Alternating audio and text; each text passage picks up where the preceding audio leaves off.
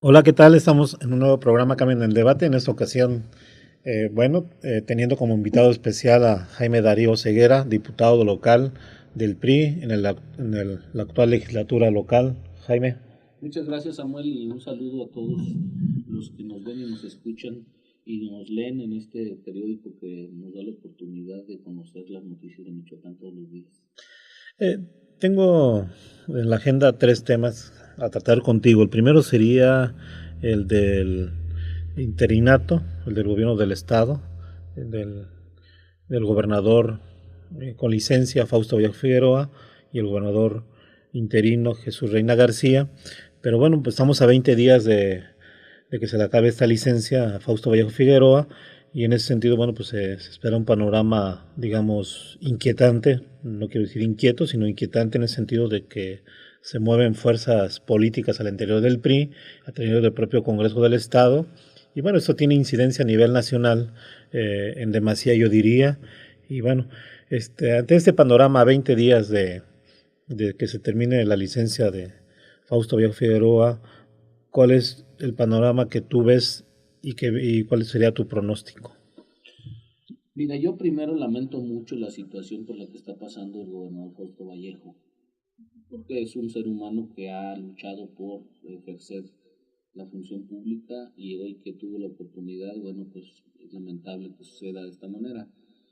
Como los políticos y los diputados no nos tenemos que mover por el asunto sentimental, lo que te tiene que obligar en la circunstancia es a ir a la Constitución.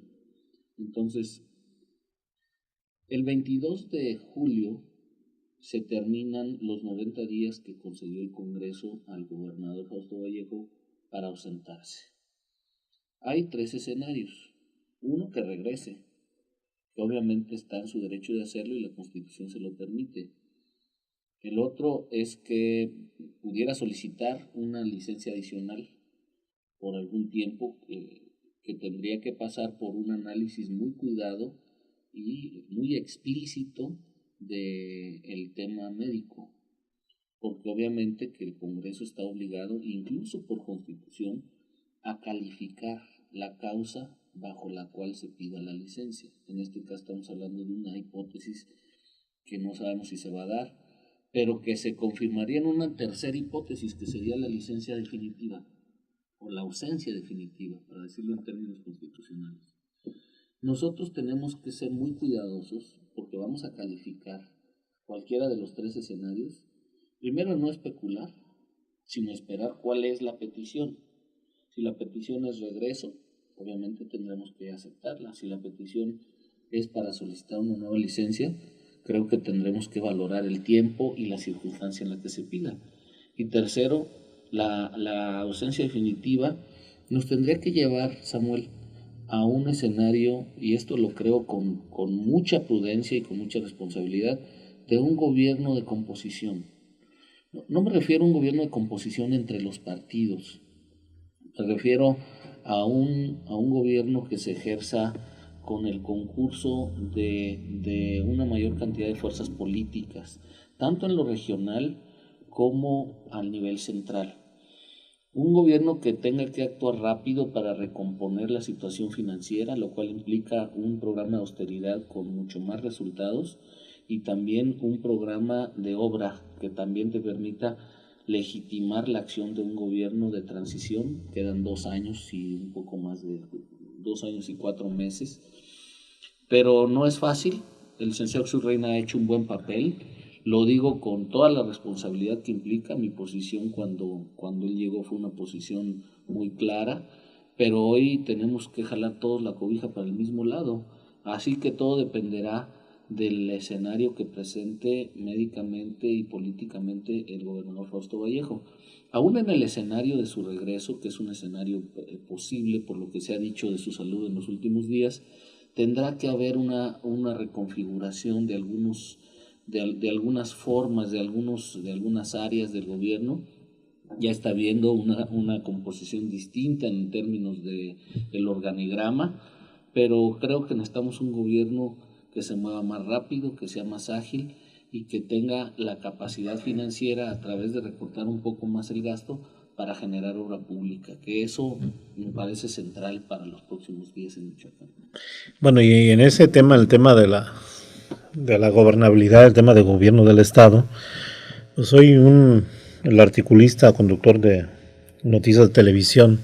Carlos Loret Mola dice que de acuerdo a fuentes de la inteligencia del gobierno federal, las menciona y dice que él tuvo acceso a ellas, se infiere que el que verdadero gobierna en Michoacán no es ni las fuerzas federales en territorios que tienen presencia, ni es el gobernador con licencia, ni el gobernador interino, ni son más otro tipo de elementos, sino que son el poder del crimen organizado, y él menciona directamente a un líder, a Servando Alatuta.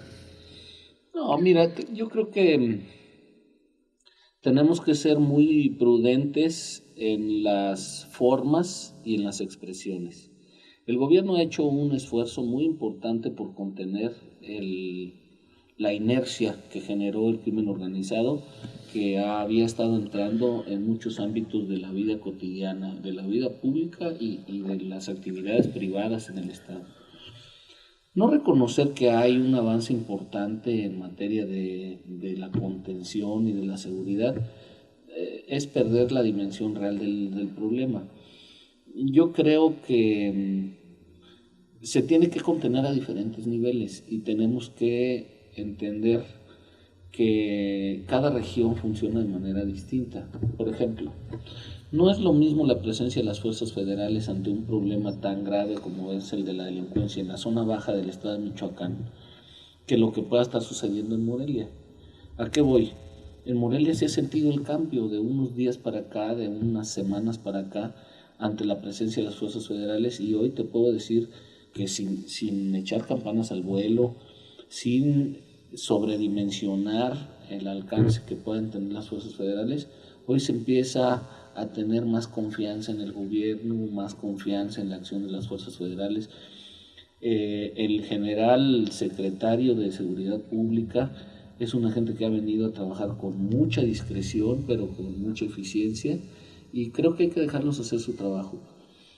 El tema de Michoacán a nivel nacional es un tema que vende, es atractivo, y las expresiones grandilocuentes y hasta amarillistas como esta de la que se habla, que no conozco, la refieres tú y por eso la conozco, no le ayudan al Estado. No se trata de ser imprudentes o de ser omisos. Se trata de ver cómo el gobierno realmente hace un esfuerzo por combatir el crimen organizado y por reactivar la economía. Yo tengo mucha confianza. Hoy, hace unos días, anunció Peña Nieto, el presidente de la República, una inversión por 40,000 millones que seguramente tendrá un aterrizaje en Michoacán, y que eso nos permitirá que algunas de esas regiones empiecen a dinamizar. Y en la medida que hay crecimiento económico, la incidencia de la delincuencia es menor, y seguramente desaparecerá la influencia que estos personajes puedan ir teniendo, que no es nueva y que no terminará en un solo día. Entonces, yo, en resumen, y para ser muy directo, yo diría que es un ejercicio en el que hay otro Michoacán, no solo el que aparece en las notas rojas o en las revistas de corte policíaco. Hay otro Michoacán que trabaja todos los días, que genera empleos, medios de comunicación que se esfuerzan en informar, maestros que sí trabajan. En fin, yo no lo vería así, no comparto la opinión, y creo que hay que valorar el esfuerzo que está haciendo el gobierno en todos sus niveles. Entonces, hay gobierno en la entidad, es el Ejecutivo, representado por Jesús Reina García. ¿A eso te refieres? Por supuesto, y además tiene en el Congreso un apoyo.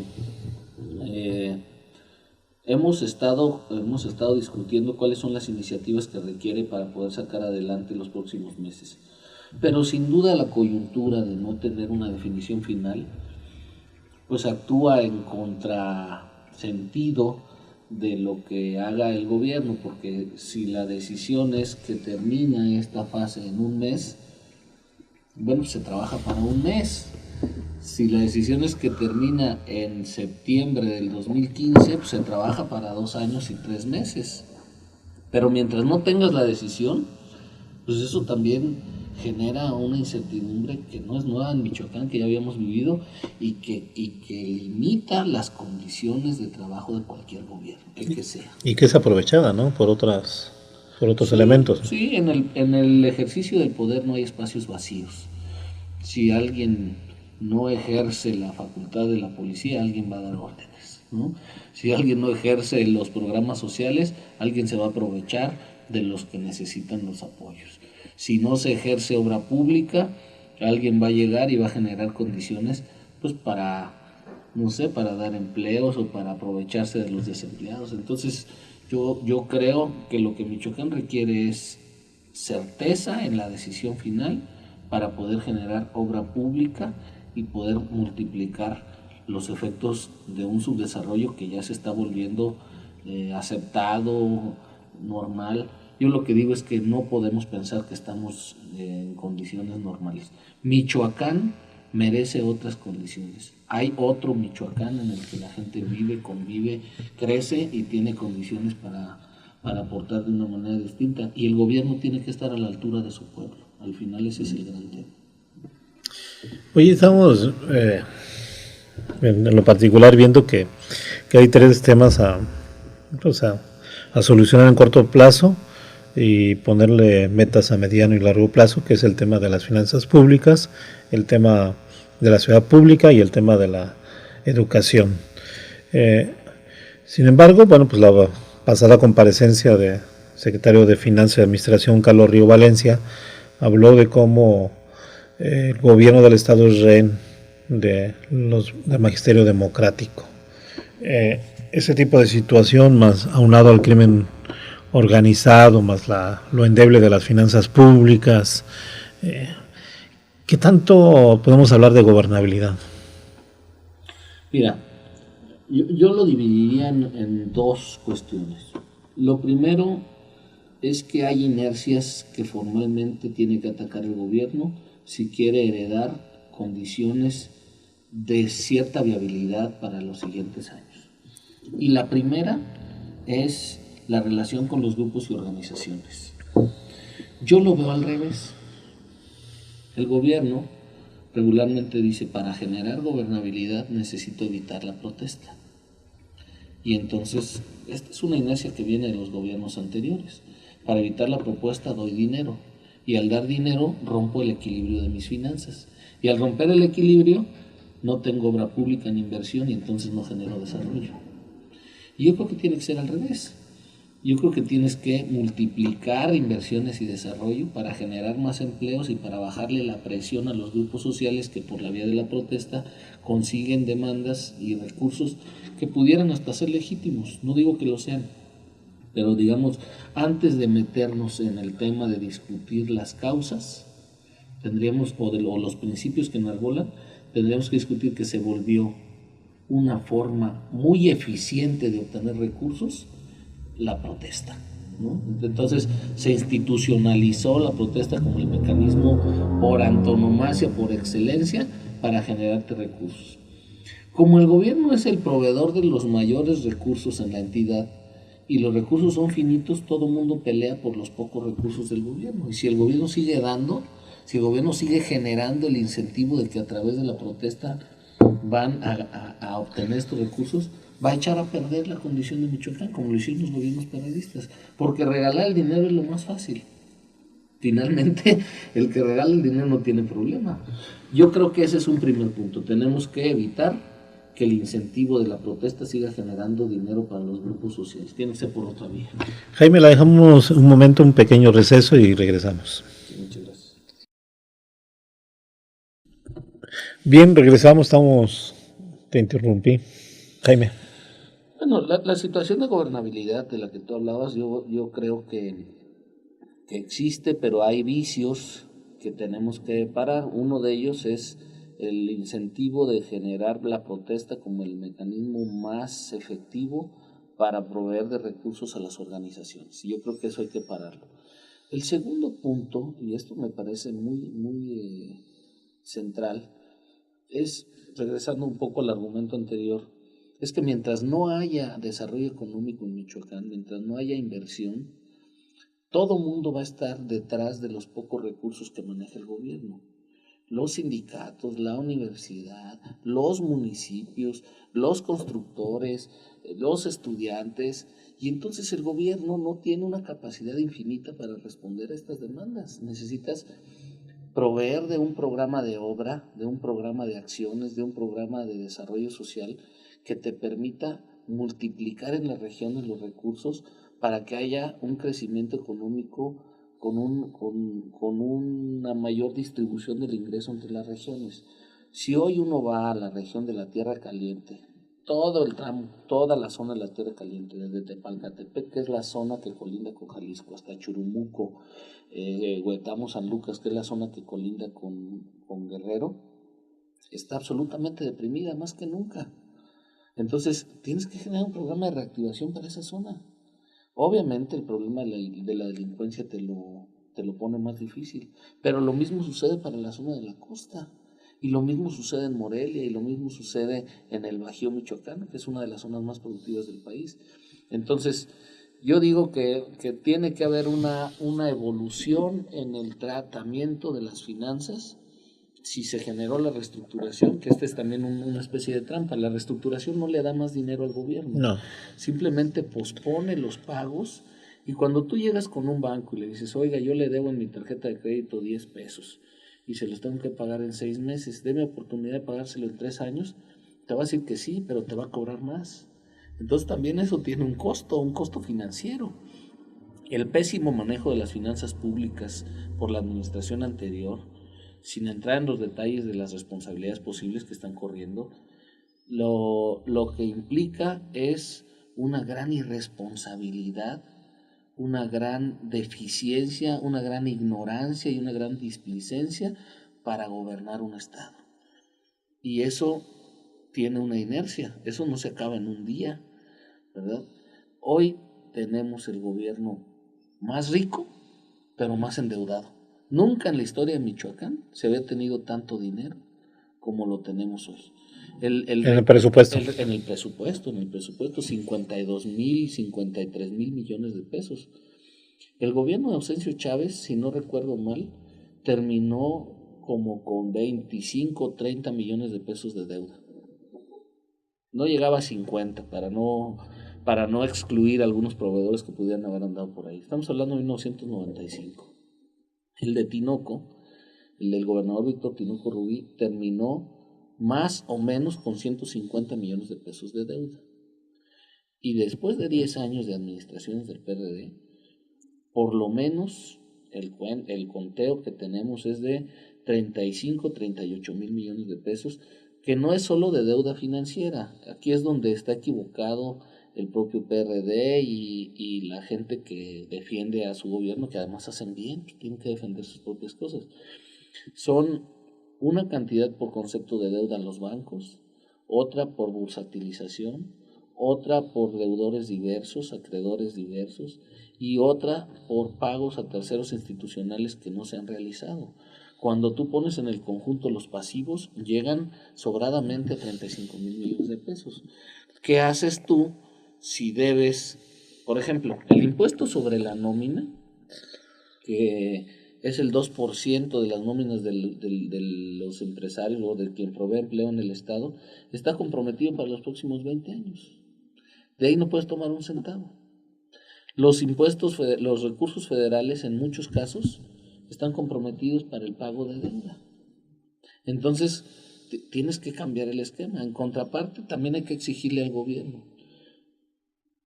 El gobierno, si tú vas, por ejemplo, a sacar unas placas, es un suplicio, ¿no? O sea, yo diría, tiene que haber una modernización del aparato administrativo para generar mejor recaudación, para generar mejores ingresos, para tener prioridades. Ya se está reduciendo el aparato administrativo, que es lo que creció en los gobiernos periodistas de una manera muy amplia.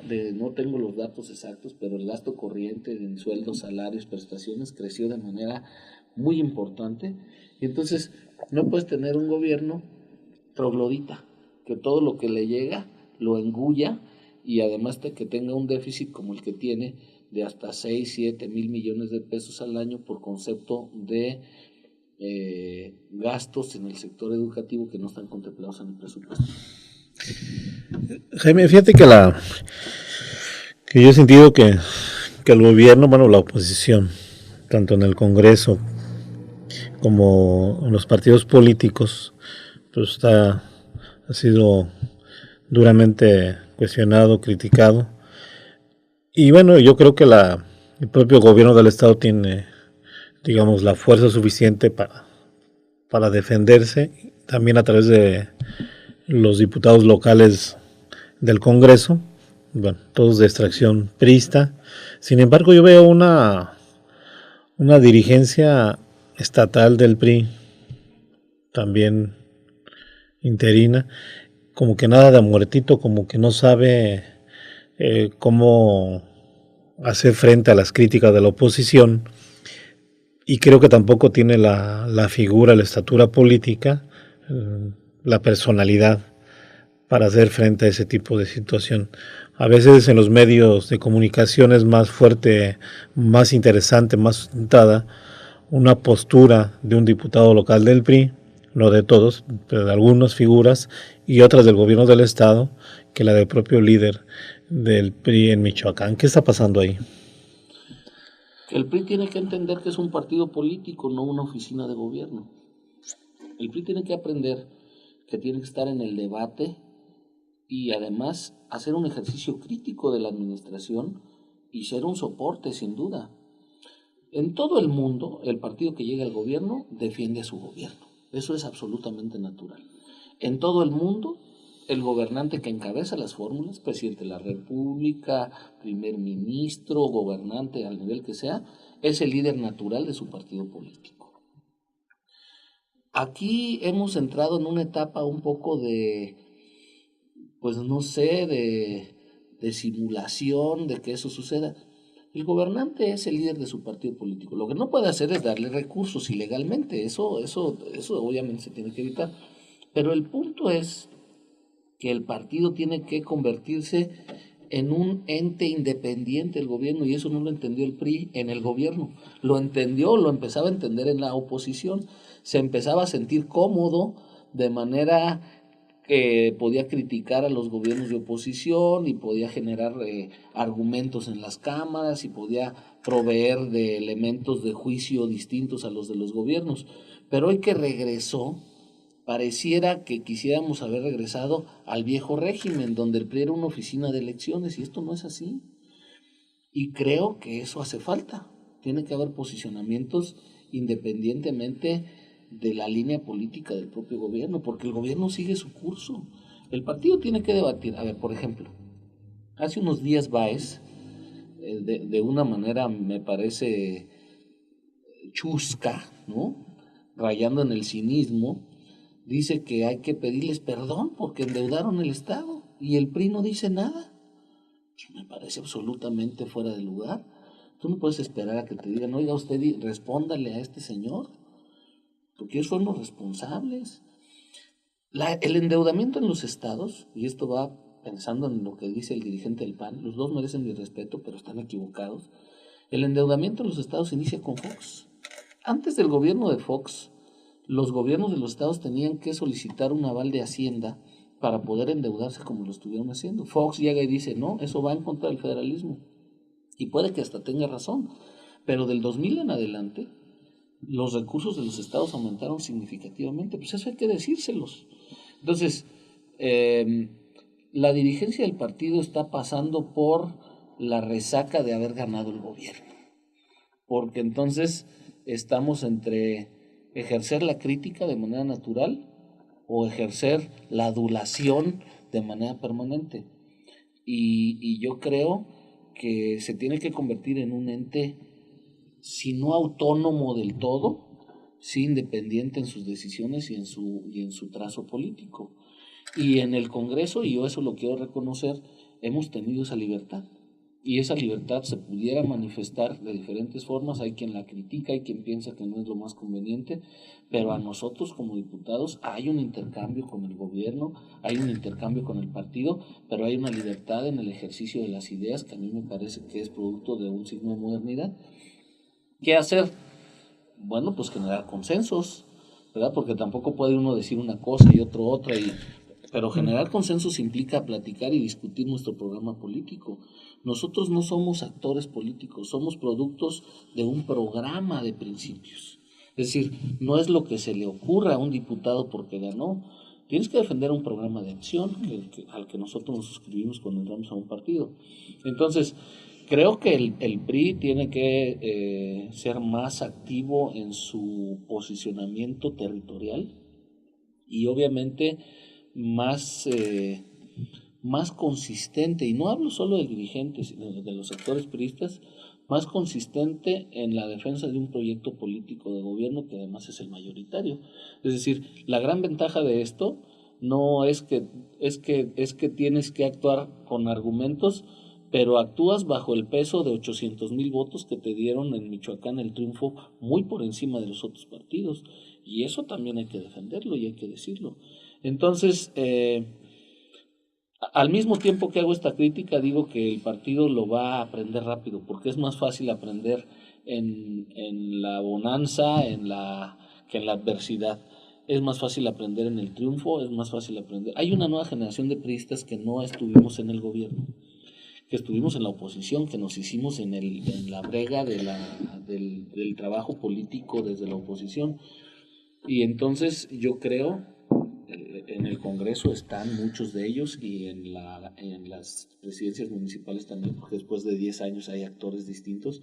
Yo creo que el relevo generacional tendrá que formar parte de esta no nueva presencia del PRI, sino una presencia como partido político. Se equivocarán si piensan que el PRI sigue siendo una oficina de elecciones del gobierno.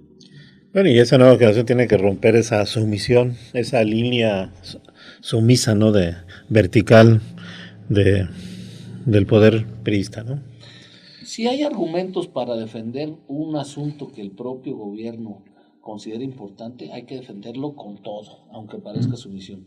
Pero si no los hay, si no hay libertades, si no hay argumentación, si no hay racionalidad, no tienes por qué hacerlo. Es decir, al final el tema es de racionalidad política. En el viejo régimen, el sí señorismo y lo que usted diga, señor presidente, eran lo que permeaba en todas las decisiones, y eso nos llevó a tomar decisiones equivocadas, decisiones impopulares, decisiones que nos llevaron a perder el gobierno, muchas veces decisiones responsables, pero al final tú te debes a la gente y le tienes que dar resultados a la gente, al que vota, al que vive, al que sufre la política. Entonces, yo creo que el PRI tiene futuro, mucho futuro, en la medida que tome decisiones propias y racionales, y que además, sin dejar de defender el proyecto político de su partido, que tenga la capacidad de tener ideas genuinas y defender su proyecto político. Bien, pues damos por terminado este programa de este martes de Cambio en el Debate, y esperemos nuevamente poder sostener una charla como la que tuvimos en otra ocasión. Jaime. No, muchas gracias. Quiero reconocer el esfuerzo que hacen en este espacio, en esta casa editorial, y por supuesto cuantas veces nos inviten estaremos por aquí. Gracias.